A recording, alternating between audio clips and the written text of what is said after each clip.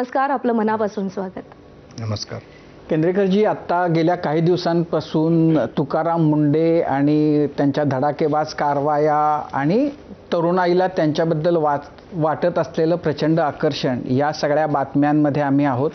आणि त्याच वेळेला असा एक अधिकारी माझ्या पाहण्यात, ऐकण्यात, आठवणीतला असा पहिला मी IAS अधिकारी बघतोय की जो रिटायर झाल्यानंतर शेतामध्ये आपल्या गेला आणि फक्त शेती अनेक जण करतात, पण फक्त तशी शेती बांधावर उभं राहून कमरेवर हात ठेवून अशी न करता प्रत्यक्ष शेतीच्या कामामध्ये स्वतःला जुंपवून घेत शेती तुम्ही करता आहात.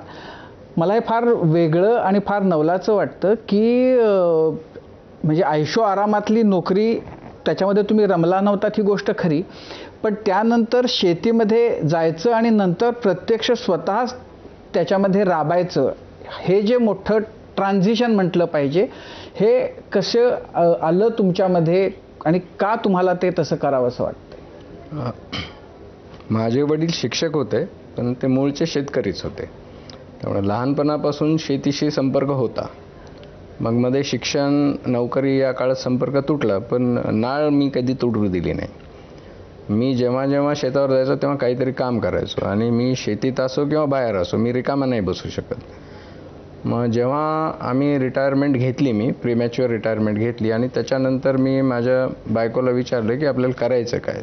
काही ऑप्शन्स होते, माझ्या शिक्षणावर होते, किंवा काही न करणं हे पण ऑप्शन होतं. काही कंड्या पण पिकत होत्या की मी असे करेल तसे करेल, राजकारणात जाल. हां, गॉसिप मोंगर्स आहेत आता, करतात लोक. पण आम्ही ठरवलं की शेतात जायचं. तर शेतात गेल्यावर तिथं लोक काम करत आहेत आणि आपण फक्त हातावर हात धरून बसतोय, हे माझी पद्धत नाही आहे. म्हणजे I always lead from the front. त्यामुळं मग मी पण कामाला लागलो. पहिल्यांदा असं वाटलं की त्यांच्या एवढ्या ताकदीनं करू शकतो, पण त्यांच्या एवढ्या ताकदीनंच काम करतो.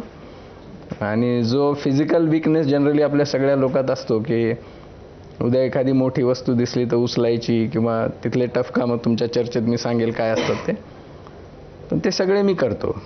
आणि आता काही ठिकाणी तर मी सांगून ठेवलं की काही खोदायचं असेल तर तुम्ही नाही खोदायचं, तुम्ही माझ्यासाठी बाकी ठेवा. तर त्याचा प्लेजर आहे, श्रमाचा सुद्धा खूप जास्त आनंद आहे असं मला वाटतं, मला आवडतं. पण मुळामध्ये तुम्ही म्हणजे तुम्ही